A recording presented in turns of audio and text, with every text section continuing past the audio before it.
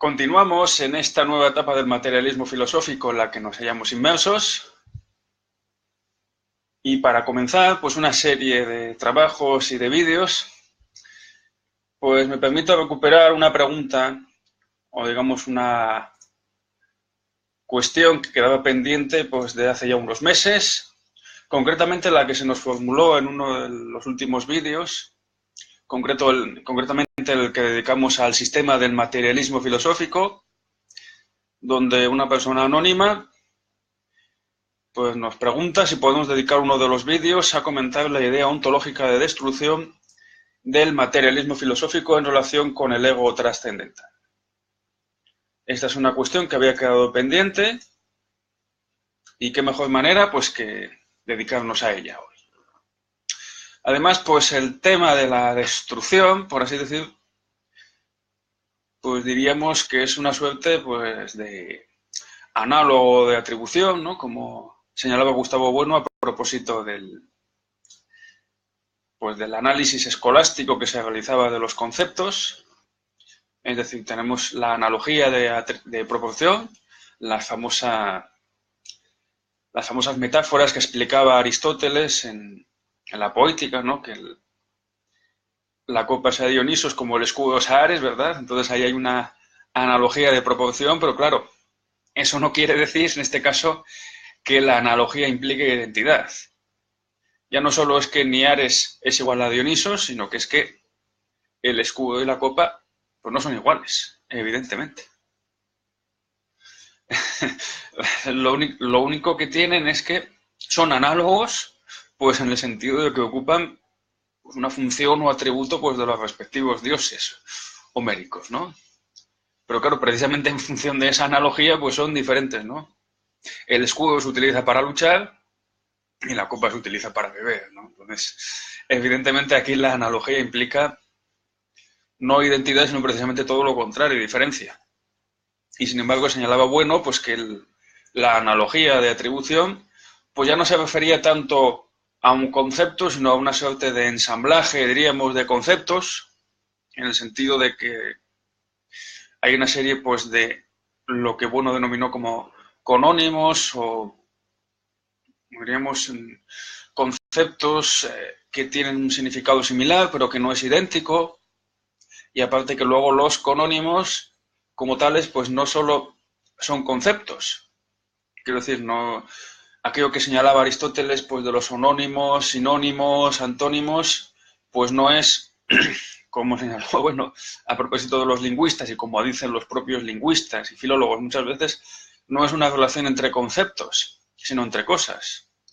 Cuando Aristóteles decía que cuando hablaba de homónimos, no se refería a dos conceptos homónimos que significaran lo mismo, sino dos cosas que eran iguales o que se relacionaban con una misma palabra.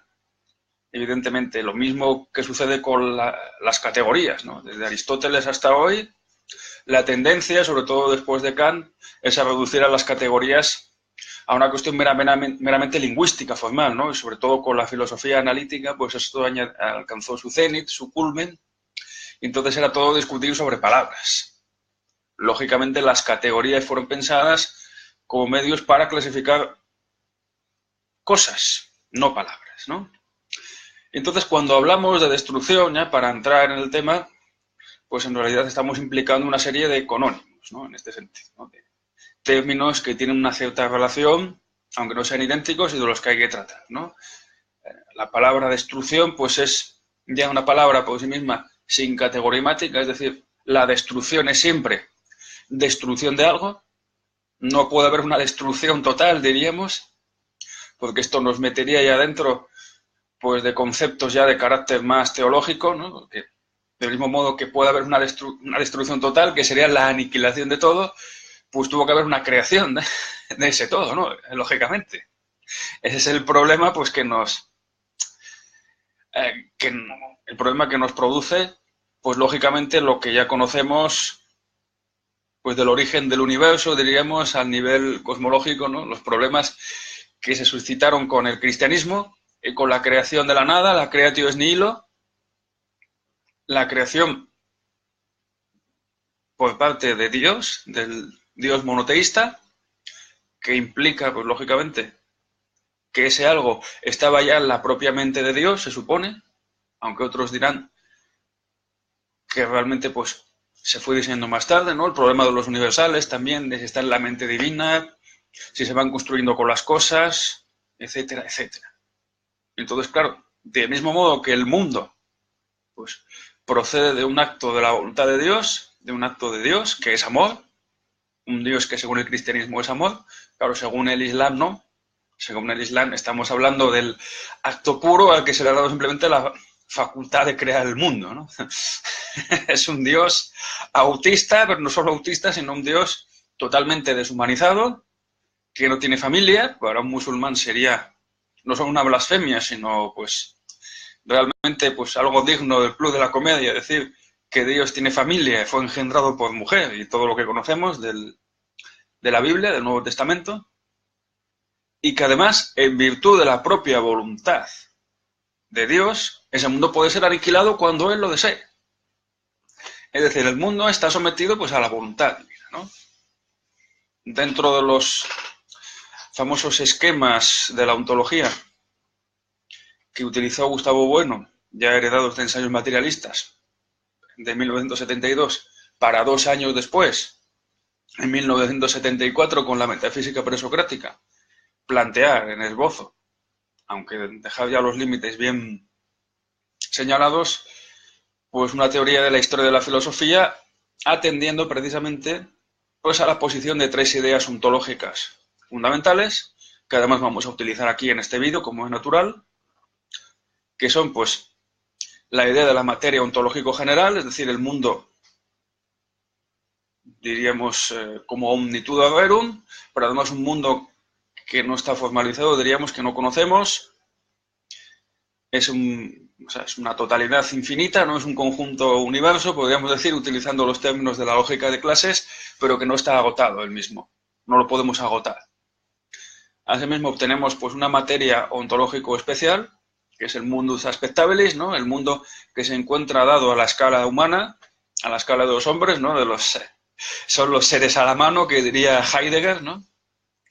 Y luego tenemos pues la idea del ego trascendental, que es una idea fundamental del materialismo filosófico, que es ella misma pues no una sustancia, pues en el sentido del propio Dios, ni tampoco es, diríamos, pues un yo absoluto, ni es el espíritu hegeliano, ni nada parecido, sino que es una idea funcional, en el sentido de que es el ejercicio de la conciencia filosófica, o el lugar desde el que se ejercita la conciencia filosófica. Entonces señalaba Bueno precisamente que la filosofía clásica griega, la filosofía de tradición helénica, pues lo que hace es la crítica, ¿no? a los mitos homénicos, a la mitología secundaria, a esos dioses que no son tampoco infinitos, sino que están de alguna manera pues circunscritos a un entorno, ¿no? Normalmente al monte Olimpo, pero bueno, también está el océano y otras circunstancias. Entonces lo que hace la filosofía de tradición helénica pues es sustituir a esa mitología secundaria a esos egos trascendentales. Son trascendentales en el sentido pues de que son los que permiten de alguna manera totalizar el mundo conocido, ¿no?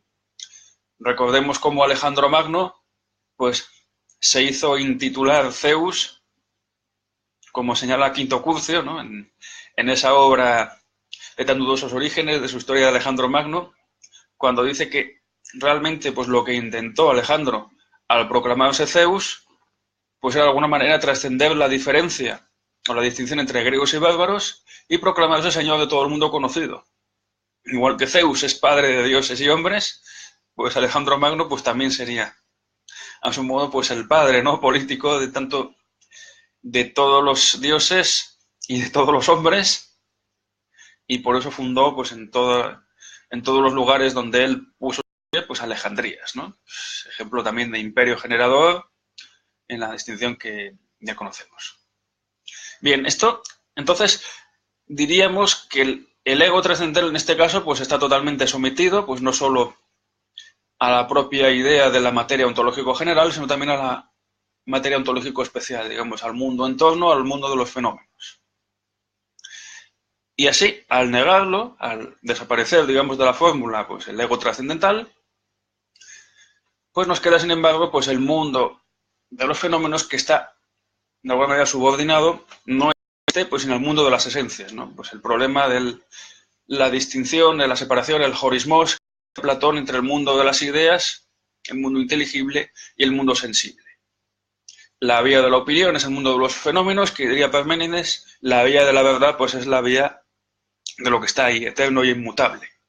Y el propio Aristóteles, aunque rompe con esa idea de la separación de las ideas respecto a los fenómenos, ¿no? A los horismos, al introducir, pues, diríamos, las esencias en las cosas mismas, ¿no? Al introducir, pues, la forma, la materia, pues no puede prescindir, sin embargo, pues, de esa idea de que las esencias son eternas e inmutables, ¿no? Puesto que el mundo sublunar, aunque está sometido a generación y corrupción, que son dos que son conónimos de alguna manera, pues, de la destrucción, diríamos, pues Aristóteles, sin embargo, tiene que postular también un mundo supralunar, donde las esencias ya son eternas e inmutables, la forma está totalmente actualizada, y entonces la ciencia, pues el conocimiento de las esencias, es el conocimiento de lo eterno inmutable y de lo que es inmodificable por el hombre. Lógicamente eso cambia con el cristianismo, el ego ya no está subordinado, sino que todo lo contrario, se le da la vuelta. El ego trascendental, quiero decir, no el ego a secas, es realmente el que subordina a todos los demás, subordina a las propias esencias, ¿no? Puesto que los universales estarían en la mente de Dios, y luego, asimismo, pues crea el mundo de los fenómenos, ¿no? Crea el mundo. Entonces, en ese sentido que estamos diciendo, pues realmente el mundo pues es creado por Dios. Ahí está la idea ontológica de creación de la nada, además, y en cualquier momento Dios puede destruir ese mundo, ¿no? Ese es el formato, diríamos, de la segunda etapa, de la filosofía medieval. Y por último, bueno, pues señala otra etapa en la que el ego pues pasa a tener una posición central, ¿no? Dentro de la fórmula. Esta no solo subordina pues a los fenómenos, ¿no? Sino que está subordinado pues también por el mundo de las esencias, ¿no? Que ejerce una suerte de límites del conocimiento, un poco en el sentido pues de lo que señalaba Kant del noúmeno, ¿no? Aquello que está más allá de la experiencia, pues no se puede manipular, ¿no?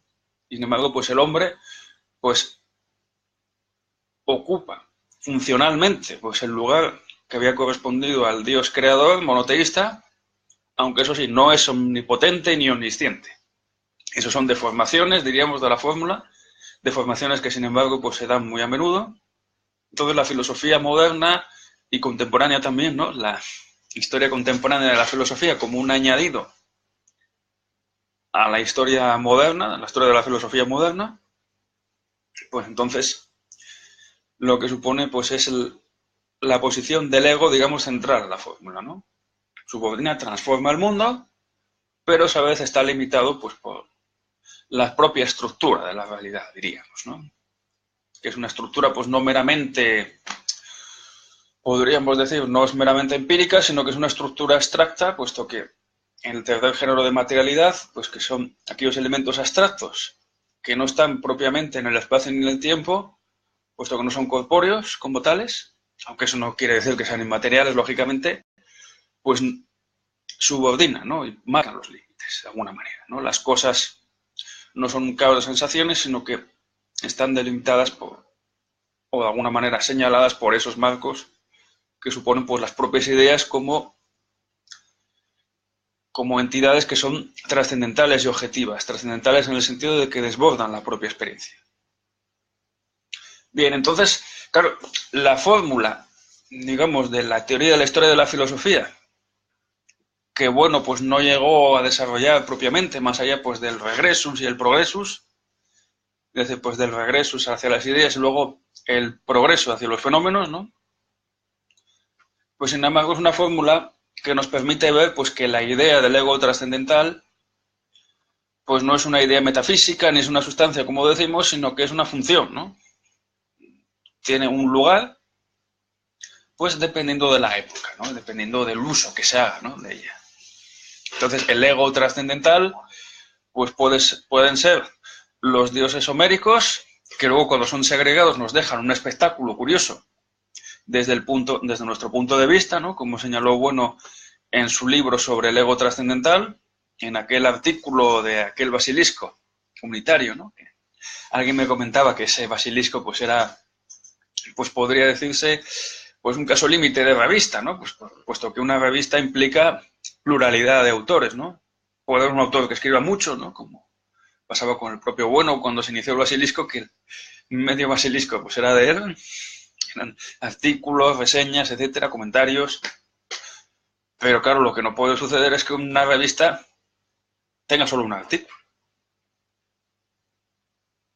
Bueno, un autor que ha escrito un artículo, realmente, porque podría ser que el mismo autor escribiera todos los artículos. También sería un caso límite, ¿no? Porque entonces, realmente, claro, realmente esa revista, pues, no es una revista, es un opúsculo, ¿no? De hecho, pues seguramente por eso, pasados los años, desde el 2009, se pensó en reformarlo y convertirlo, pues, en un libro, el ego trascendental. Pues bien, en el ego trascendental, pues Bueno plantea eso, ¿no? Que el espectáculo de la filosofía helénica, desde nuestros ojos, digamos, desde nuestra perspectiva actual, pues es un espectáculo curioso porque es una filosofía sin ego trascendental. Esa es la cuestión. Claro, no hay dentro de la filosofía helénica, pues, un papel como el del ego trascendental, no existe. El acto puro no es el ego trascendental, tampoco el demiurgo, porque el demiurgo pues tampoco crea de la nada, ¿no? Es como un artesano ideal, de alguna manera, que justifica o fundamenta el demiurgo de Platón, ¿no? En el Timeo, que fundamenta pues a los artesanos concretos, ¿no? De algún modo, ¿no? O sea, las 5 elementos, bueno, sí, los 4 elementos, que son los 4 poliedros regulares, que son tierra, aire, agua y fuego, y luego el quinto elemento, ¿no? Que es el quinto poliedro regular, que nunca aparece, porque no se puede, es imposible componerlo, no es incomposible, pues entonces resulta que es el modelo para los artesanos concretos, ¿no? Pues no, el demiurgo no es un creador, sino que es un artesano. Y el acto puro tampoco crea nada, sino que es el que da el primer impulso al movimiento. Ahí está la cuestión. Entonces, realmente pues no hay ego trascendental en la filosofía helenística, sí lo hay en la filosofía cristiana, y la filosofía cristiana es el modelo para las demás, ¿no? No se entiende sin el cristianismo todo el fenómeno posterior de crítica que forma por lo que es la filosofía moderna. Entonces la idea de ego trascendental es fundamental en este sentido, ¿no? El ego trascendental, en este caso, pues como decimos, es el ejercicio de esa conciencia filosófica. Y entonces el ego, pues puede ser, en este caso, pues algo no filosófico, como son los mitos, que luego son criticados por la filosofía helenística. Entonces el ego trascendental desaparece. El Dios creador omnisciente o el hombre ejerciendo de ego trascendental. Y en este caso, claro, el trabajo, diríamos, del ego trascendental, pues no es un trabajo a un nivel fenoménico, accidental, sino que es un trabajo pues al nivel trascendental, ¿no? Aunque suene a perogrullo, pues es así, porque el ego trascendental en este caso pues no trabaja con objetos amorfos y que no tengan ninguna conexión entre sí, sino que trabaja pues con unos objetos normalizados y con una serie de figuras, que son las que configuran lo humano. Esto es, las instituciones. O sea, esas figuras del hacer humano, que son ilemórficas, que son normativas, axiológicas, etcétera, y que son lo que constituyen pues realmente el material antropológico, ¿no? Hay instituciones de muy diversos tipos, según los tipos de relaciones, de unos hombres con otros, circulares, de unos hombres con el entorno, radiales, o de unos hombres con otras voluntades que o bien no son humanas, o bien son humanas pero no se les considera como tales, ¿no? Que son las relaciones angulares. Claro, entonces, el problema de la creación, bueno, ahí estoy añadiendo algo. El problema de la idea de destrucción, desde el materialismo filosófico y planteado el ego trascendental realmente como parte central de la cuestión, ¿no? Como se me planteó, pues entonces ya tiene que negar de plano pues la idea de aniquilación, ¿no? De destrucción total. No se puede hacer una destrucción total de nada,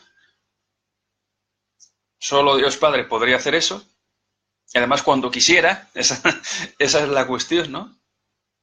Por eso en nuestra tradición cristiana, y bueno, y también en la musulmana en general, en la tradición de las religiones monoteístas, pues se habla siempre de eso, de si Dios quiere, ¿no?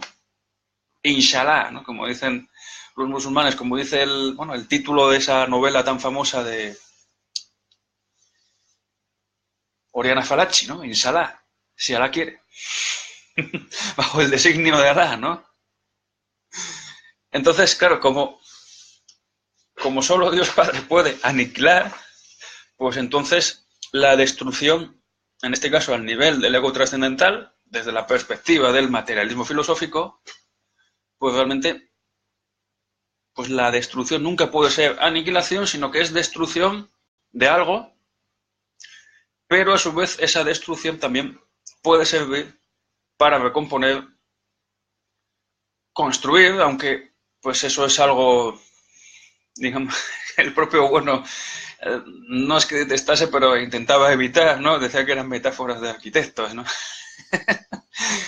Pero claro, en este caso diríamos más bien destruir, pues sería, pues su contrario, la operación contraria sería recomponer, ¿no? Un poco diciendo aquello que decía Bacon, ¿no? De que las operaciones consisten en juntar y separar, ¿no? O sea, la destrucción sería la separación, la disociación también podría ser hasta cierto punto, aunque la disociación no supone separación total, sino digamos que es una suerte pues de separación un poco artificiosa, ¿no? Para estudiar algo, ¿no? Es una separación funcional. Y luego pues está el tema de volver a unir, o sea, separar y juntar. De hecho, pues las operaciones matemáticas son juntar y separar, ¿no? La suma, la resta, la multiplicación pues es una suerte de suma, la división también es una resta, ¿no? Porque estamos distribuyendo, ¿no? Entonces cada parte pues es más pequeña que el total.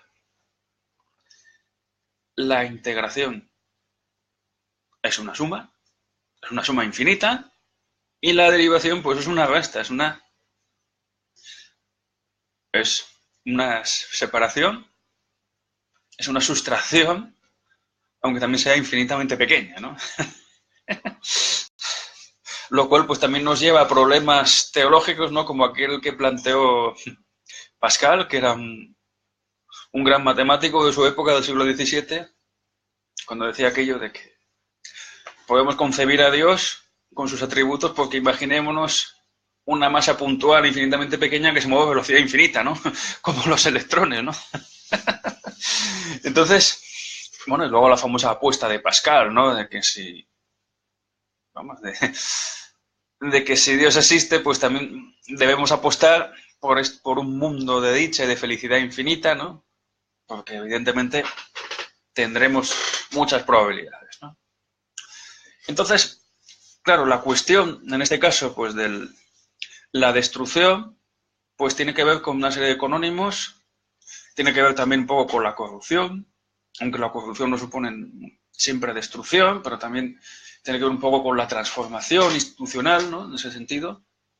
Tiene que ver también con la basura, desde el momento en el que la basura pues es algo prescindible, algo que sería inmundo, ¿no? Se puede barrer y se puede sacar de ahí, porque es un detritus, ¿no? Realmente, pues, eso tiene que ver con la destrucción.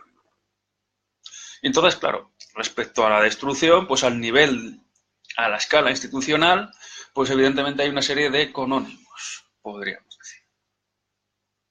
Y desde luego, pues en la historia de la filosofía, pues existe multitud de cuestiones y de teorías pues sobre la destrucción, sobre todo pues diríamos desde el punto de vista de la filosofía, ¿no? Desde un punto de vista del análisis de la propia filosofía desde una perspectiva filosófica, ¿no? No desde una perspectiva exenta, puesto que la filosofía pues es la única disciplina que se permite pues hablar reflexivamente sobre sí misma, ¿no? Es decir, de hecho, pues como decía el propio Aristóteles, para aquellos que todavía hoy siguen diciendo que la filosofía no sirve para nada, pues claro, primero tienes que filosofar, preparar tu propia filosofía, y entonces solamente cuando hayas adoptado un punto de vista filosófico podrás decir que la filosofía no sirve para nada, ¿no? Que es en el fondo, pues la posición de aquel filósofo Algacel, bueno, aquel filósofo musulmán Algacel que escribió La destrucción de los filósofos. Y claro, ¿por qué escribió La destrucción de los filósofos? Pues la escribió, claro, él era un sabio sufí, entonces la escribió desde una perspectiva, diríamos, teológica, ¿no? Como negación. Es decir, la filosofía lleva a la impiedad y entonces pues los filósofos lo que hacen es destruirse a sí mismos porque la impiedad ataca a Dios, entonces pues sin Dios no podemos concebir el mundo y se acaba todo, ¿no? Y entonces frente a aquello, Averroes, unos siglos después, escribió aquello del tajafut al tajafut, ¿no? La destrucción de la destrucción. Claro. Que viene a ser algo como lo que decía el materialismo dialéctico, ahora tan de moda, ¿no? Pues, bueno, tan de moda. Realmente eso es ser demasiado benévolo y generoso, ¿no? Pues ahora que algunos grupúsculos un tanto marginales, como el Partido Comunista de España, pues se han puesto a festejar el centenario pues, de la revolución bolchevique, ¿no? De la gran revolución socialista. Y algunos otros, pues que creen encontrar utilidad en una doctrina que ya está demasiado envejecida, ¿no? Porque aunque la URSS se murió en 1991, pues realmente llevaba pues algo así como 4 décadas de agonía. Aproximadamente pues desde la muerte de Stalin, la URSS ya se ve, analizándolo, que había muerto de éxito, todo lo que podía lograr había logrado, las condiciones del estado de bienestar, del Estado controlando la economía, de la economía planificada, pues ya se habían implantado en todo el mundo, aunque solo fuera imitativamente o para combatir a la propia Unión Soviética, ¿no? En un sentido dialéctico, como veremos. Entonces realmente la URSS ya no tenía función como tal. Entonces aquello fue un declinar cada vez más agudo, aunque claro, ahí está el problema pues de la escala, ¿no? Del tiempo. Y es que eso no se vio hasta el final. Es decir, se veían síntomas de debilidad, se veía que los Estados Unidos pues tenían más poder, pero claro, es que no se veía, digamos, en la apariencia que la URSS se estaba pudriendo por dentro. Es decir, eso no era fácil de apreciar a simple vista. De hecho, pues los teóricos del realismo político, pues como Henry Kissinger, funcionaban desde el postulado de que la URSS se mantendría indefinidamente. Bueno, Kissinger era el único, digamos, dentro del bando de la Guerra Fría de los Estados Unidos, pues frente a Kennan o a Baruch, que no creía que la URSS iba a caer por sí sola porque era un despotismo insostenible. También está ese es el problema de la autaxia, ¿no? Que solamente, pues en una perspectiva larga de las centurias, podemos valorar si una sociedad política ha sido autáxica o no. Obviamente, pues la URSS, que duró 3/4 de siglo, siendo generosos, desde la gran revolución del 17 pues hasta 1991, no llegó. Se quedó en 3/4 de siglo, entonces desde esa perspectiva no habría sido autáxica. Y claro, desde la perspectiva de la autaxia, pues la URSS en su transcurrir pues no lo fue todo lo contrario. Una sociedad que cada vez se iba descomponiendo más, pese a sus éxitos aparentes, que muchos de ellos tuvieron que ver con la debilidad de los Estados Unidos en algunos mandatos y gobiernos que tuvieron, que les dejaron hacer, ¿no? Caso de Jimmy Carter, ¿no? Pues en la década de los 70, o incluso pues el caso de Kennedy, ¿no? Cuando Cuba se pasó al bloque socialista, ¿no? Y realmente pues eso se descompuso como tal. Pero bueno, precisamente el problema de la destrucción, de la doble negación, pues ya nos mete dentro, pues ya nos sitúa dentro de una perspectiva filosófica desde donde hay que moverse, ¿no? Para analizar este problema. Entonces, claro, a lo largo de la historia de la filosofía, pues claro, pues el tema de la destrucción, de la corrupción, de la generación, de la transformación de las cosas en el fondo, puesto que desde el momento en el que decimos que no hay una destrucción total, en un sentido ontológico, de la destrucción de la unitud verum, la materia ontológico general no se puede destruir como tal, tampoco se puede crear, ¿no?, en contra pues, de lo que decían algunos cosmólogos, sino que es aquello con lo que tenemos que jugar, con lo que tenemos, y además no lo conocemos completamente, pues entonces realmente la destrucción pues es transformación, ¿no? Entonces hay muchos casos y muchos ejemplos realmente sobre el análisis de la destrucción, ¿no?, desde la perspectiva pues, de diversas filosofías, ¿no? Ya desde la perspectiva, por ejemplo, prescindiendo, como decimos, de la identificación de destrucción como aniquilación, ¿no?, perspectiva teológica, pues desde el punto de vista, por ejemplo, ya de los filósofos presocráticos, pues tenemos las dos vertientes, diríamos, o los dos casos extremos, ¿no? Los casos, pues, del monismo, por así decir, ¿no? El de nada se destruye, todo permanece, que es Parménides, ¿no? El monismo de que el ser es y no puede no ser, pero luego también tenemos el caso de que todo se va a transformar. O sea, nada cambia, Parménides, todo cambia. Que es Heráclito, ¿no? Aquello de que no puedes bañarte dos veces en el mismo río. ¿Por qué? Pues porque el agua ya es diferente, ¿no? Es otro agua, entonces ya es otro río. Entonces no hay constancia, ¿no? Que es en el fondo el ejemplo que otorga, que nos presenta, pues realmente el ya citado materialismo dialéctico, ¿no? Claro, como decimos, pues obviamente hay algunos que han intentado pues reivindicar aquello a un nivel global.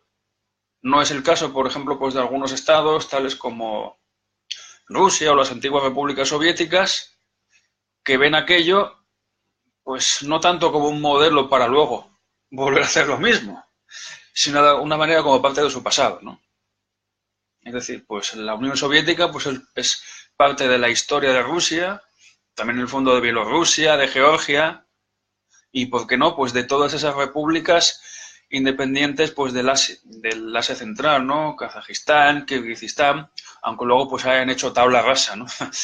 Entonces parece que el hecho de que haya kazajos, kirguíes y que se hablen esas lenguas pues no tenga nada que ver con la Unión Soviética, cuando precisamente la Unión Soviética pues estableció pues academias de esas lenguas, pues igual que y diccionarios y gramáticas de esas lenguas, pues igual que los misioneros del Imperio Español pues prepararon las gramáticas del quechua, el guaraní, el náhuatl, etcétera. Entonces, claro, pues esos están viviendo de la lengua del imperio, en este caso que sería el foso. Pero bueno, el caso es que los que reivindican hoy día pues el marxismo y sobre todo el materialismo dialéctico y lo quieren poner en valor, ya sea para repetir eso, aunque solo sea como parodia, ¿no?, como decía el propio Marx, o incluso pues dándole una importancia de beligerancia de que hay que recuperarlo, hay que hacer ediciones críticas, hay que presentarlo como una filosofía sistemática que tuvo una importancia grande, pues claro, realmente se están metiendo en un terreno ya estéril.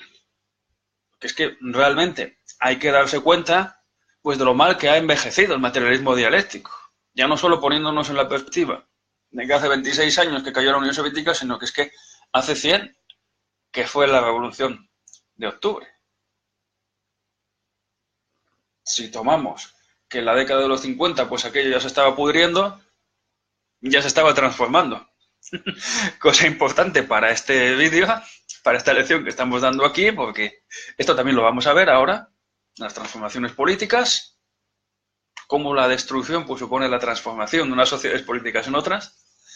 Y entonces, claro, hay que darse cuenta pues que el materialismo dialéctico como tal pues se toma la referencia pues de Engels, del anti-Düring, de la dialéctica de la naturaleza, y estamos hablando de segunda mitad del siglo XIX, ¿no? De aquello que decía Alvin Gulner en los dos marxismos, de que en el fondo pues la perspectiva marxista pues era la de un estado de cosas del mundo, de un estado de las ciencias, donde la única ciencia realmente madura pues era la mecánica newtoniana, ¿no? Entonces estaban planteándose las cosas un poco en plan de acción y reacción, ¿no? Creo que esto lo decía este historiador de la ciencia español que se murió hace ya 12 años, o algo así, Mariano Hormigón, que, que le gustaba mucho a José María Lasso, que en gloria esté, el camarada Lasso. Y claro, Hormigón decía aquello de que en el 19, claro, los marxistas esto les influyó, pues se pensaba en términos de acción y reacción, ¿no? De las leyes de Newton. Es decir, pues la acción, pues la contaminación, por ejemplo, atmosférica, provocará una reacción, diríamos, en la capa de ozono, ¿no? Y a su vez, pues la acción sobre el, diríamos, sobre el, por ejemplo, pues la contaminación de un río, podemos decir, o sobre el mar, pues provocará la reacción del propio mar que disolverá pues las moléculas dañinas, ¿no? Por así decir. Claro, esto influye, pues lógicamente, en la propia perspectiva, diríamos, ecológica desde el punto de vista del eje radial de la Unión Soviética. El mar de Aral quedó seco, no quedó nada de él. La naturaleza no era inagotable. Y de hecho, pues esta idea de la cienegación, considerada pues como ley fundamental de la naturaleza, diríamos, pues claro, lleva a que pensamos que la naturaleza es algo inagotable, la materia es inagotable, entonces podemos hacer lo que queramos, podemos contaminar, polucionar, sin pensar pues en el repuesto, ¿no? De todo eso. Obviamente sabemos que no. Aparte, pues tampoco la naturaleza es algo global, monista, sino que si un bosque se quema, pues algo nuestro se quema, ¿no? Sobre todo porque nosotros tenemos los bosques cerca, nosotros hemos talado árboles y nosotros somos los que quemamos, ¿no? O mejor dicho, los pirómanos. Entonces, claro, la restauración de esos bosques necesitan décadas, los bosques que se queman, se estropea la propia tierra y entonces pues eso no se va a regenerar por sí solo. La acción de quemar un monte no significa la reacción de que van a salir árboles por generación espontánea, ni mucho menos, ¿no? Entonces, claro, la idea de que no puedes bañarte 2 veces en el mismo río, de que todo cambia, de que hay un movimiento constante de las cosas, que precisamente Aristóteles negó al introducir pues, la idea del motor inmóvil como sostenedor, digamos, de la inmanencia del movimiento, de ese movimiento en el que todo lo que se mueve es movido por otro, pues entonces niega el monismo, ¿no? Pero resulta que el Diamat no postuló nada de eso. Ya ni siquiera puso un motor inmóvil, sino que como todo cambia, no nos podemos bañar 2 veces en el mismo río, pues todo evoluciona, pero claro, evoluciona hacia donde a ellos les interesa. Esa es la cuestión. Porque, en último término, pues ya no solo en virtud pues, de las 3 leyes de la dialéctica, ¿no? De la interpenetración de contrarios, ¿no? De que cada cosa tiene en sí mismo pues su contrario, el germen de su disolución, ¿no? Cada cosa tiene en sí misma el germen de su transformación o de destrucción, ¿no? El problema de la negación, ¿no? Negar algo negativo, pues es afirmar algo positivo. Pues claro, bueno, esa es una ley de la lógica formal también, claro. La doble negación es la afirmación. No hay otra, esa sí que es una ley a tener en cuenta. Y luego, pues la ley del salto cualitativo, ¿no? El salto, el troque de la cantidad en cualidad, ¿no? Entonces, evidentemente, pues estas leyes, la primera genuinamente hegeliana, ¿no? De que toda cosa tiene en sí mismo el principio de su contradicción para afirmar otra, la negación de la negación, y el salto cualitativo, pues explica, por ejemplo, pues el salto de la naturaleza, diríamos, pues al hombre, ¿no?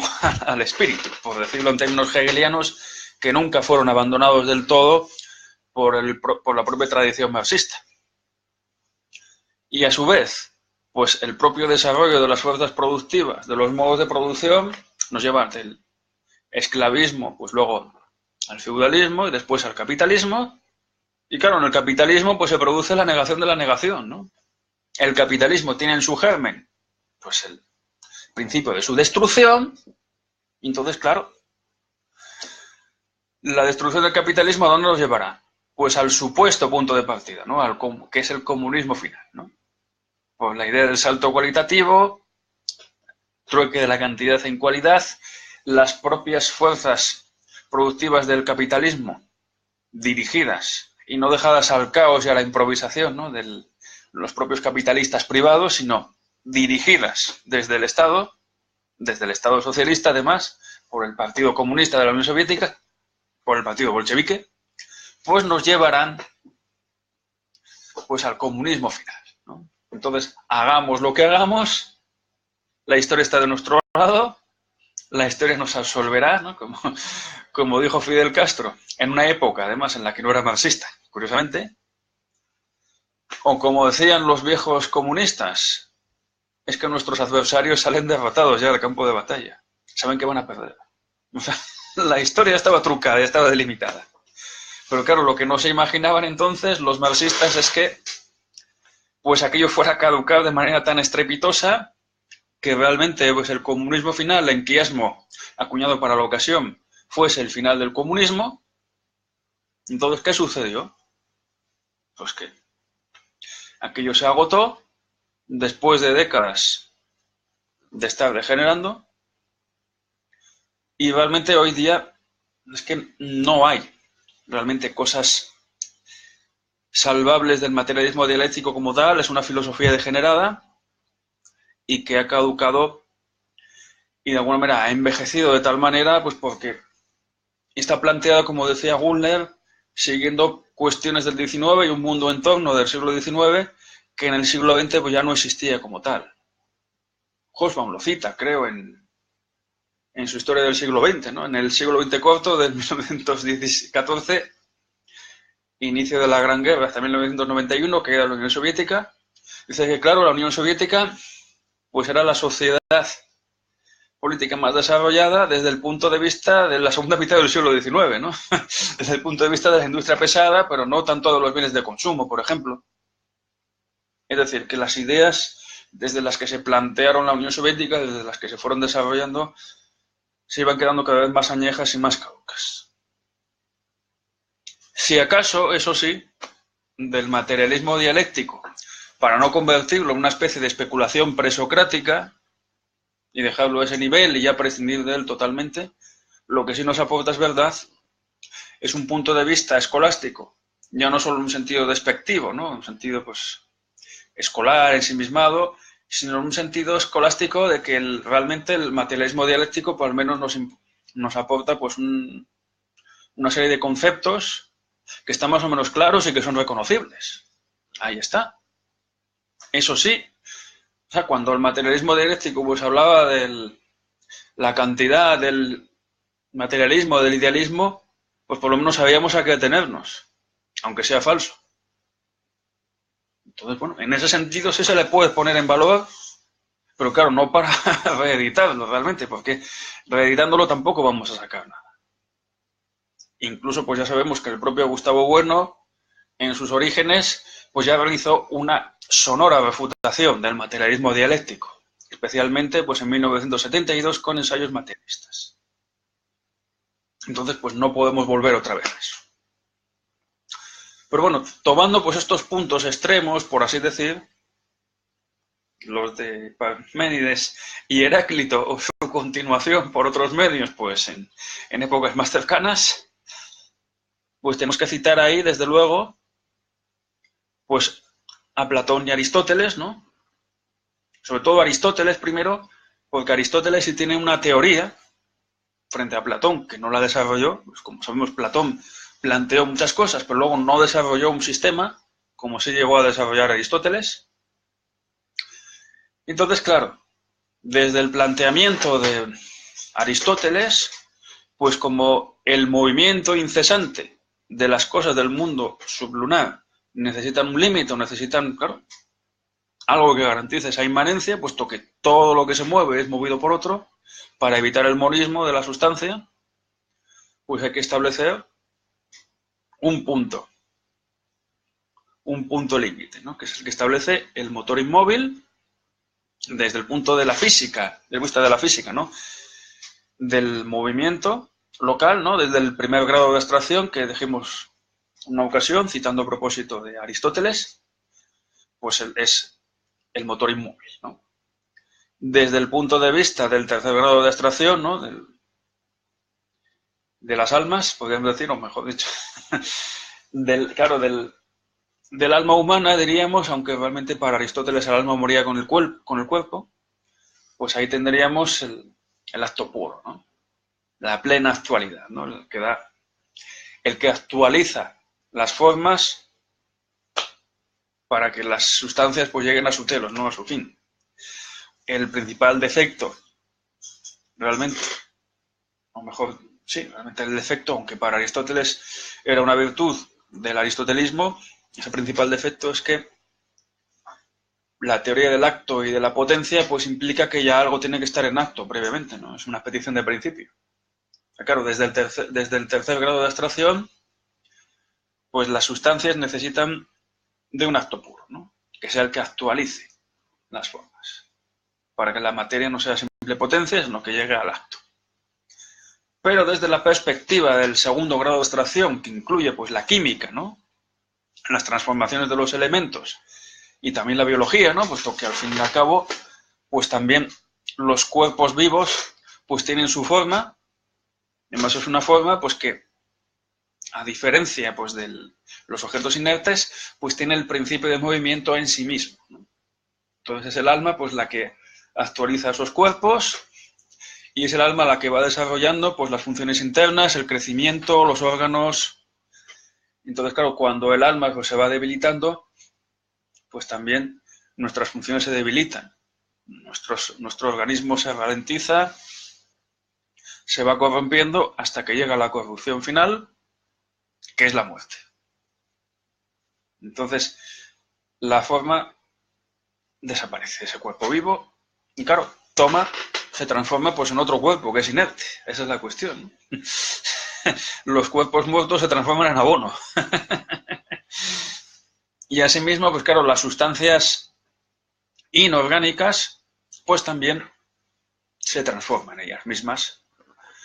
Se van generando y se van corrompiendo. Pero claro, la generación de una cosa es la corrupción de otra y la corrupción de una cosa es la generación de otra, como decía Aristóteles. Es decir, realmente pues la generación y la corrupción son absolutas, no relativas en el caso de Aristóteles, puesto que cada sustancia es perfecta en sí misma.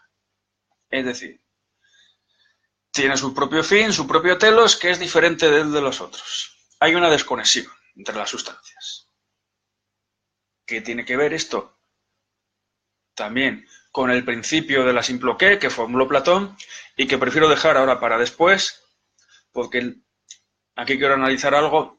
Claro, esto es una cosa, digamos, expositiva, pero luego hay que realizar una crítica desde el materialismo filosófico. Y entonces la idea de simploqué es reivindicada, digamos, de manera sui generis o transformada, ¿no? Como tantas cosas que reivindicó Bueno desde su perspectiva. Entonces prefiero dejarla para después. Entonces, claro, hay, digamos, una simploqué en el sentido pues, de que hay una continuidad entre algunas cosas y no las hay entre otras, o mejor dicho, no las hay entre todas, ¿no? Para Aristóteles, digamos que la simploqué pues, se da a la escala de la materia y la forma, ¿no? Y su concreción individual, ¿no? En sustancias. Entonces, claro, las sustancias están separadas entre sí y son perfectas en sí mismas.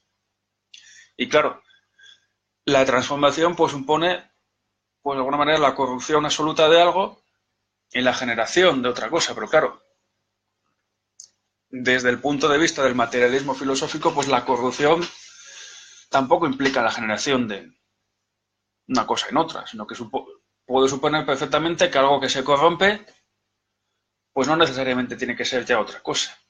Puede ser esa misma cosa, pero corrompida, ¿no? El huevo que está putrefacto por dentro, pues en realidad sigue siendo huevo.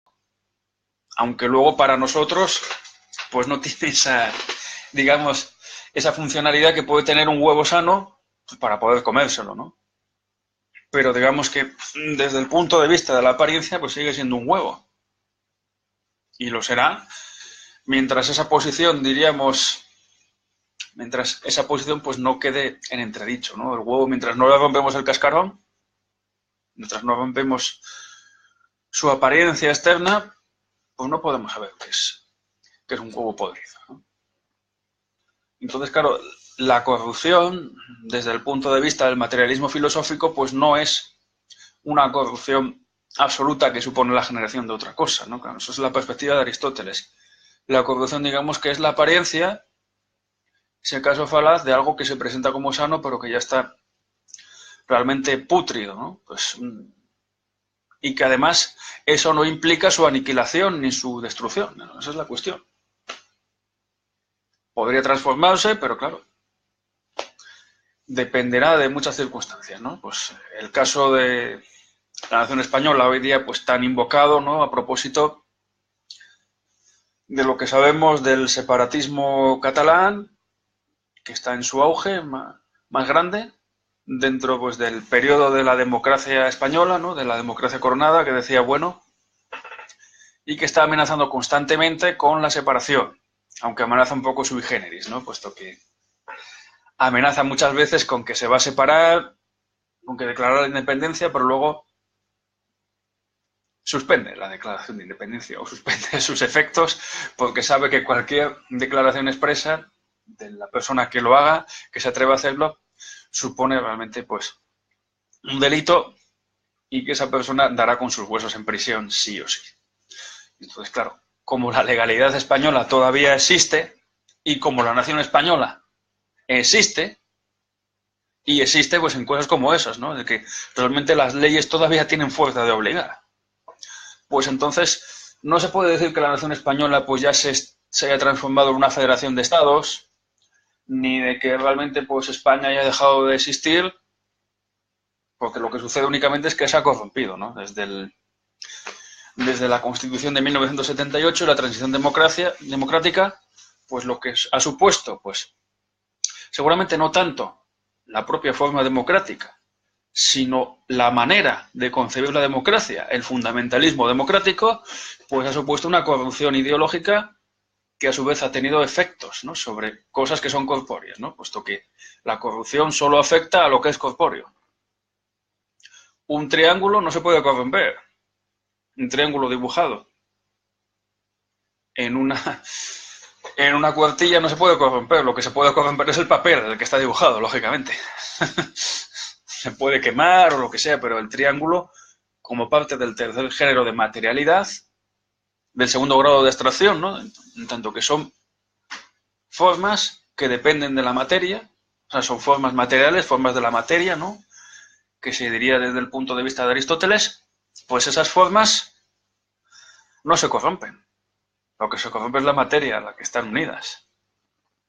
Esa es la cuestión. Entonces la nación española está corrompida por la ideología del fundamentalismo democrático que ha permitido avanzar y avanzar y avanzar, pero esa corrupción no impide que siga existiendo. Existe la nación española, existen los medios para hacer valer la legalidad cuando se quiere y cuando se da con un presidente que es prudente, en este caso, aunque luego su eficacia, como ya sabemos, pues se verán los resultados, ¿no? Por sus frutos los conoceréis. Entonces, la nación española no ha desaparecido. Otra cosa es que, aureolarmente, puesto que ese concepto de la idea aureolar que utilizó, bueno, la vuelta a la caverna, pues claro, aureolarmente, pues los separatistas catalanes, en este caso, no solo suponen que hay una nación catalana cuyo origen se remonta a la noche de los tiempos, sino que realmente, en un futuro por definir, pues sí, Cataluña será independiente. Pero claro, la cuestión es que Cataluña será independiente ¿cuándo? Pues cuando sea independiente, de hecho, ¿no? Igual que el comunismo final, pues que postulaba más, que aquello de que la verdad, pues es el hecho, ¿no? Pues el comunismo final será verdad pues, cuando haya comunismo final. Lo que pasa es que los revolucionarios, son Marx, Engels, Lenin, Stalin, Trotsky, pues funcionaban desde una perspectiva aureolar, ¿no? De que realmente iban a hacer llegar el comunismo final y el hombre nuevo. Y los separatistas también funcionan desde la idea de que al final del camino habrá una Cataluña independiente, ¿no? Que realmente pues España, que es una cárcel de pueblos, se transformará en un conjunto de estaditos que primero pues estarán asociados libremente, ¿no? Porque les conviene, lo cual, bueno, pues es una libertad para, ¿no? Mejor dicho, no, es una libertad, no, mejor dicho, es una libertad de liberarse de las trabas que impondría la nación española al autogobierno catalán, pero a su vez no tendría libertad para, puesto que estaría todo subvencionado por España, ¿no? Aquello del plan Ibarretxe que se decía, ¿no? De que Ibarretxe asumía todas las competencias que correspondían a la comunidad autónoma, pero las competencias exclusivas del Estado, la acuñación de moneda, que en este caso sería el euro, el ejército y demás, seguirían correspondiendo a España, ¿no? O sea, sería una interpretación de la Constitución española en la que realmente pues Euskadi o el País Vasco ya sería una nación de facto, donde el único efecto de separarse pues es que ya el autogobierno sería total, pero todos los medios y todos los garantes de que esa nación vasca siguiera existiendo dependerían de la nación española, ¿no? O sea, sería una especie de Estado libre asociado con todo pagado por España, que es lo que en el fondo han querido poner en marcha desde el año 2012 los separatistas catalanes. Entonces, claro, aquí vemos un ejemplo donde algo se corrompe pero no se transforma, ¿no? Está corrupto pero todavía no se ha transformado. La nación española no se ha disuelto y todavía no se ve la fecha en la que se disolvería. Esto también depende, lógicamente, de terceros, pero todavía tenemos nación española y que dure mucho. Bien, después, claro, tenemos otros ejemplos de lo que serían pues, transformaciones, ¿no? De hecho, pues, aquí es donde voy a recuperar a Platón y el principio del simple qué, sobre todo pues, el problema de la dialéctica, ¿no? Tal como formulan el sofista, tan mal entendido o tan entendido de la forma en la que le convenía a Hegel, para ver que en cada cosa tenemos el germen de su destrucción y de su transformación. Entonces, claro, Platón, con el principio del simple qué que se establece en el sofista, bueno, establece, digamos, distintos modos en los que las cosas se transforman, ¿no? Ni nada se queda incólume, inalterado, ni hay nada que no se transforme, es decir, ni todo permanece ni todo fluye, sino que las cosas permanecen o fluyen según determinadas normas, ¿no? Entonces, Platón habló en el sofista de totautón, ¿no? De lo que permanece idéntico, y de lo toeterón, o sea, de lo que se transforma. Y entonces él, claro, en el totautón, pues las cosas avanzan de lo mismo a lo mismo, ¿no? Se mantienen, es Parménides. Pero en toeterón, en lo que se transforma, en lo que avanza de lo mismo a lo diferente, pues realmente se establecen distintas figuras que, bueno, pues clasifica sobre todo pues desde dos criterios diferentes, que realmente son los que configuran cuatro casillas. Los procesos dialécticos de divergencia, ¿no? Una cosa pues deriva algo diferente, o los procesos dialécticos por convergencia, donde varias cosas se juntan en una sola. Es un doble criterio que cruza pues con los dos sentidos de dialéctica que hay entre los fenómenos y las ideas filosóficas, ¿no? En el sentido ascendente o del regresus, pues a las propias ideas, ¿no? A una configuración límite, diríamos. Y luego, respecto al progresus, ¿no? Pues un proceso descendente desde las propias ideas a los fenómenos a estudiar. Entonces, bueno, digamos, en el cruzamiento de estos dos criterios, pues establece cuatro figuras, ¿no? Tenemos el caso, seguramente, de la figura más utilizada, que es la de la metábasis, ¿no? Es una figura de la divergencia, pues en el sentido del progresus, ¿no? Desde las ideas, pues se avanza a una realidad que es diversa, en este caso. Estos son esquemas materiales de identidad, ¿no? En el sentido de que son esquemas no propiamente formales, sino de transformación de las cosas mismas, por así decirlo. Entonces, claro, la metábasis es la forma de transformación más habitual, ¿no? Como decía Husserl, la metábasis eis halógenos, ¿no? De algo, pues, al origen, o sea, la transformación a otra cosa diferente. Entonces, ¿qué sucede con la metábasis? Pues que una cosa que parecía igual, pues se transforma en algo diferente.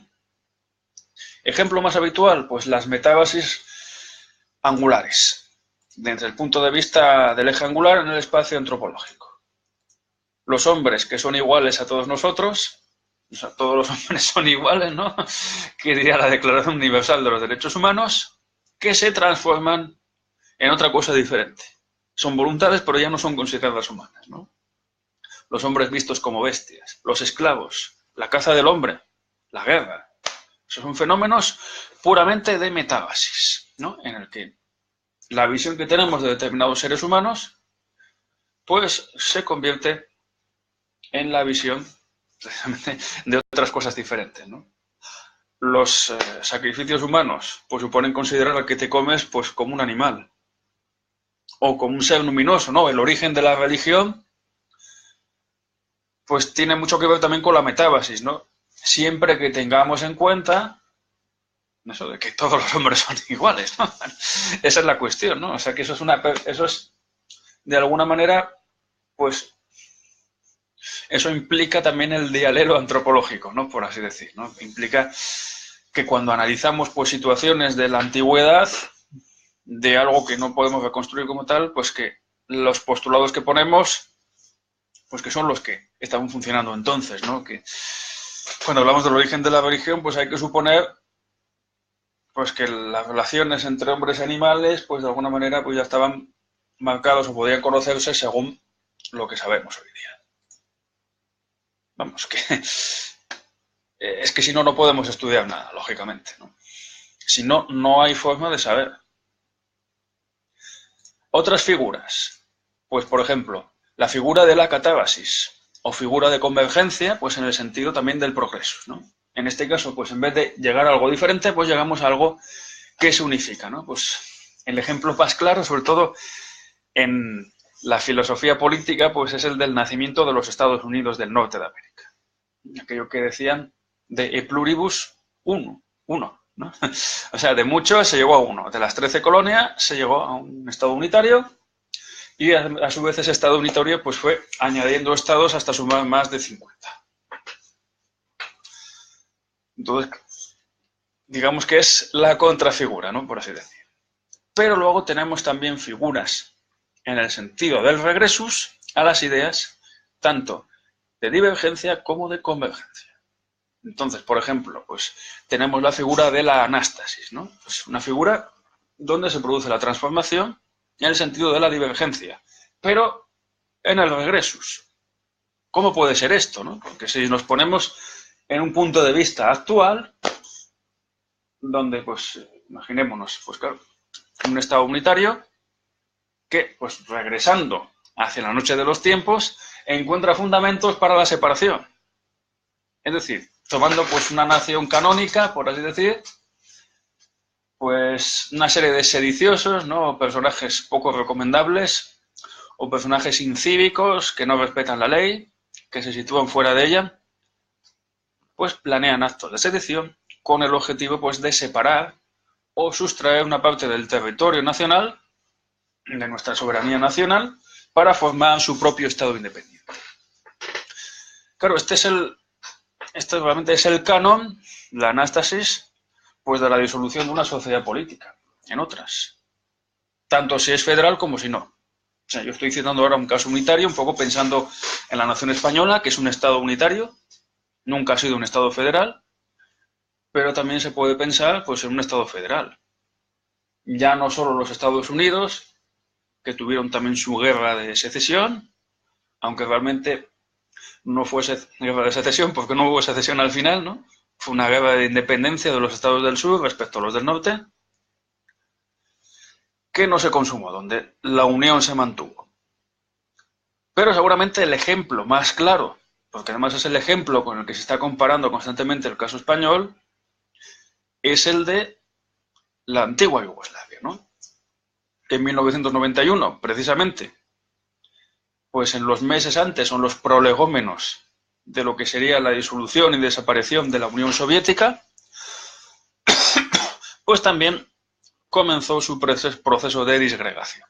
Allá por el mes de junio del 91, Eslovenia abrió la caja de los truenos, la caja de Pandora, y proclamó en su parlamento, un parlamento autónomo que habían ido conquistando, sobre todo en la década de los 70, cuando Tito pues ya empezaba a debilitar su poder. Tito se murió en 1980, además, al final de esa década. Entonces, a través de los medios y de los favores que el gobierno de Belgrado había ido cediendo a Eslovenia, pues los aprovecharon para proclamar la independencia. La suspendieron porque no veían fuerza en ese momento, pero luego obtuvieron el reconocimiento de Alemania. Y a su vez, pues tuvieron el reconocimiento pues, de otros países. Y entonces Eslovenia se acabó disolviendo, separando de Yugoslavia. Croacia pues ya estaba en trámites, luchando pues contra diríamos el núcleo central, por así decir, de Yugoslavia, que eran los serbios.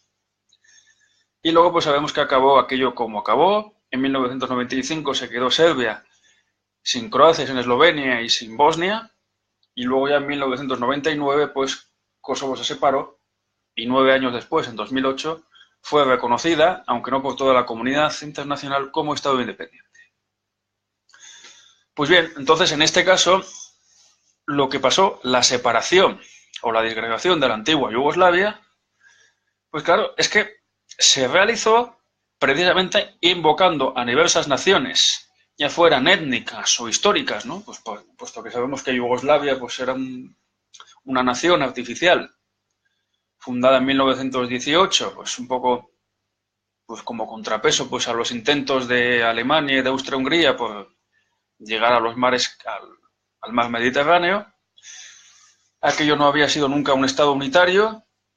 La idea de Yugoslavia, que es la unión de los eslavos o de los pueblos eslavos, pues fue fructificando unos años antes del fin de la Primera Guerra Mundial y se consolidó en 1918, pero aquello pues era una especie pues de sin Dios, de pueblos flotantes, resultado de la disolución del Imperio Bizantino, que unas veces pues formaban sus estaditos, otras veces estaban bajo el dominio del Imperio Otomano, pero claro, bosnios, croatas, serbios tenían sus propias identidades. Los bosnios pues eran musulmanes, siguen siéndolo, croatas católicos y los serbios pues cristianos ortodoxos. Entonces pues ellos superponían que ya existía su nación, pues acudiendo a hechos históricos pues de muchos siglos atrás, ¿no? Recordemos, en el año 1989, pues resulta que acudió Slobodan Milosevic, que era el presidente de la Federación Yugoslava, acudió a Kosovo, justo 6 siglos después de que allí se produjese la batalla de Kosovo en el Valle de los Cuervos, ante las protestas de que los serbios que residían allí en Kosovo, pues de que estaban siendo acosados por los kosovares, ¿no? Y entonces Milosevic dijo aquello de que no volverán a hacerte esto otra vez, nadie volverá a derrotarte. Claro, Milosevic estaba ya funcionando en unos términos étnicos, realmente de naciones históricas, de la Serbia del príncipe Stefan Lazar, que había sido derrotado por realmente, pues, por lo que sería, en este caso, por el Imperio Otomano. Entonces estaba reivindicando aquel hecho tan antiguo de una Serbia que no existía ya. Entonces estaba reivindicándolo pues como la Serbia que tenía que dominar a los demás, lógicamente. Por más que fuera legítimo aquello, ¿no? Pues porque al fin y al cabo pues Serbia era la que tenía el peso principal sobre los demás, pues aquello fue el fundamento pues para la gran carnicería que se vivió en Yugoslavia, ¿no? Es decir, desde el punto de vista de la anástasis, pues se justifica la disolución de Yugoslavia o el proceso por el que a su vez, pues mientras los serbios se reivindicaban como los dueños de la gran Serbia, por así decir, pues croatas, bosnios y eslovenos, pues se remontaban a otras épocas también para justificar el comienzo de naciones políticas, que en realidad eran naciones fraccionarias. Y en ese sentido, pues claro, es evidente pues que ese es un proceso, no vamos a negar que es artificioso, pero claro, supone pues el surgimiento de nuevas naciones, ¿no? De naciones fraccionarias en este caso respecto a una nación que se tiene por canónica. En el caso, pues, de la nación española, aunque evidentemente, pues, no hay ningún hecho que pueda interpretarse de manera no torticera, como hacen los separatistas, para encontrar pues, algún precedente de Cataluña, ¿no? No hay nada de una Cataluña independiente, al contrario de que podría haber un reino de Serbia independiente, aunque no tuviera nada que ver con la Serbia actual, pero encontramos el mismo fenómeno, ¿no? Si nos damos cuenta. Entonces, claro, ¿qué sucede? Pues que la disolución de estos, en este caso de una nación canónica como España, pues solo se podría hacer desde esos fundamentos de apelar pues, a una fantasía histórica remontada a la noche de los tiempos, regresar a una supuesta fantasía, un poco en el sentido, aunque no es lo mismo, pues de lo que se hizo desde el punto de vista indigenista, de lo que hicieron Fray Servando y otros en América hace 200 años, ¿no? De suponer de que había unas naciones previas que habían sido oprimidas por España, ¿no? Una América preexistente evangelizada por el apóstol Santo Tomás, que tendría que librarse de la opresión y de los desmanes de los europeos, de los españoles europeos, ¿no? Por así decir. Claro está, supongamos que se liberan pues los catalanes, ¿no? Claro. Esto pues me viene muy a juego, puesto que, como bien sabemos, después del fallecimiento de Gustavo Bueno, pues hace más de un año, pues lo que ha venido después es una suerte de sin Dios, donde el sistema del materialismo filosófico es de alguna manera interpretado como a cada uno pues le da un poco la real gana, ¿no? Encontramos cosas como pues descalificar pues la idea del ensayo, ¿no? O decir que el ensayo no es un género literario, o que, claro, la idea de que el Bueno escribió ensayos como manera de oponerse a la idea tratadista cerrada, ¿no? De la idea deductiva del sistema. Entonces, pues el ensayo no sirve.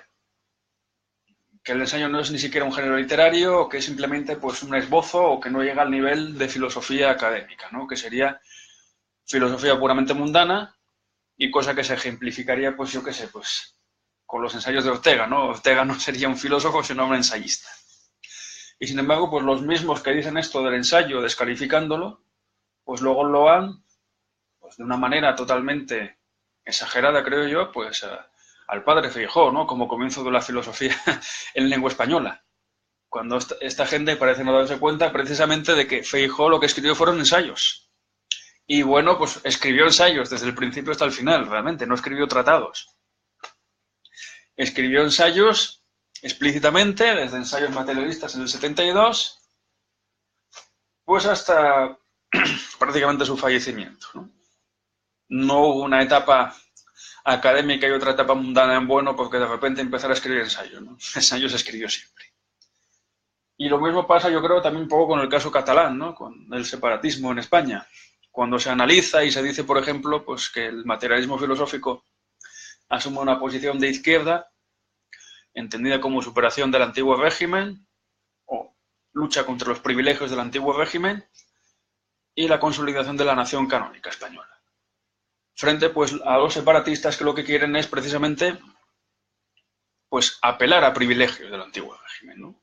Entonces, los partidos separatistas, que realmente no serían partidos sino sectas, puesto que no se refieren a partes de la sociedad política, sino que realmente son partes de esa sociedad política que la quieren destruir, pues entonces lo que sucede realmente pues es que serían grupos de derechas, ¿no? Entonces el materialismo filosófico tendría que ser de izquierdas, ¿no? Interpretación esta realmente pues torticera, puesto que lo que hay que hacer es poner las cosas en su sitio, ¿no? Cuando Gustavo Bueno hablaba pues del mito de la izquierda y del mito de la derecha, pues evidentemente identificaba la izquierda con todas esas corrientes, esas 6 generaciones de izquierda, desde los jacobinos pues hasta los chinos, ¿no? Hasta la izquierda asiática, que se oponen pues a las asimetrías propias del antiguo régimen, ¿no? Mientras que la derecha pues podría identificarse con el antiguo régimen. Pero claro, en el ínterin, en el proceso histórico, pues hay izquierdas que ya no se identifican necesariamente con el antiguo régimen, los chinos pues tampoco luchaban, mejor dicho, el comunismo chino no luchaba tanto contra el antiguo régimen, sino más bien pues contra el colonialismo, diríamos contra el colonialismo depredador británico. Y luego asimismo pues hay derechas que no están alineadas con el antiguo régimen. El fascismo y el nazismo no se identifican con el antiguo régimen. Pueden tomar elementos de antaño, muy antañones, pues sobre los arios y sobre otras cosas, pero claro, eso ya es eso es la idea del romanticismo, ¿no? No es una idea del antiguo régimen. El racismo, por ejemplo, pues no es algo privativo del antiguo régimen. El Imperio Español fue un imperio del antiguo régimen donde había castas, estamentos, pero eso no tenía nada que ver con la raza. Era otra cosa diferente. Y de hecho, pues la derecha no alineada pues de los WASP en Estados Unidos, de los blancos anglosajones protestantes, no tiene tampoco nada que ver con el antiguo régimen, porque en Estados Unidos pues no había antiguo régimen en un sentido estricto. No había linajes, ni castas, ni aristocracias en ese sentido, ¿no? Pues se apoyaban en el darwinismo social o en la idea de los arios también, curiosamente. Y de hecho, pues los partidos extravagantes, los partidos separatistas, que destacan también, es verdad, por su racismo y su supremacismo, pues no son tampoco partidos que se identifiquen con el antiguo régimen. Lo que quieren es la secesión. No quieren volver al antiguo régimen, no quieren volver, en este caso, pues, a los privilegios pues, de la derecha primaria, por así decir, ¿no? Y por más que realmente, pues esos partidos, ¿no? El PNV, los partidos catalanistas, pues fueran fundados, o el núcleo de esos partidos o sus orígenes estuvieran pues en el carlismo, por ejemplo, ¿no? El caso de Sabino Arana, pues claro, la génesis no es la estructura, ¿no? Como bien nos enseñó, bueno, las cosas se transforman. Y realmente, pues ese origen carlista pues ha quedado totalmente difuminado. Hoy día, pues ningún separatista, ni Puigdemont, ni Rovira, ni Junqueras, ni tampoco, pues, los charnegos de las CUP, pues apelan pues al antiguo régimen, sino que apelan a tener su nación. Y entonces serán derecha, en todo caso, pues por su referencia a unos privilegios que no tienen, porque eso es del antiguo régimen, esa es la cuestión. Y que no tienen que ver tampoco pues con los derechos de ciudadanía, ¿no? Porque al fin y al cabo la nación catalana pues será democrática, todos tendrán derecho al voto y todos serán iguales ante la ley. O sea que esa no es la cuestión, ¿no? O sea, estamos hablando de una derecha que no se identifica con el antiguo régimen, ¿no? Evidentemente, pues los procesos de transformación relacionados con la convergencia y con la divergencia tienen sus derivaciones. Evidentemente, podríamos decir incluso, pues apelando pues a la propia idea de eolización, tal y como la presentó, bueno, en el método de la izquierda, pues citando a Lavoisier, ¿no?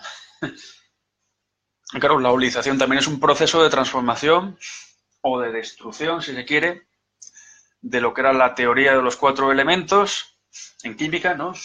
Tierra, aire, fuego y agua, y su transformación, pues, a nivel atómico, como términos de una categoría a la categoría química, ¿no? Entonces, podríamos decir en este caso que desde la perspectiva, parafraseando pues, a Lavoisier, aquello de que, al igual que la materia ni se crea ni se destruye, sino que se transforma, pues desde la perspectiva del ego trascendental, a la escala institucional, pues las cosas que hay en el mundo, a nivel ontológico, ni se crean ni se destruyen, sino que realmente se transforman.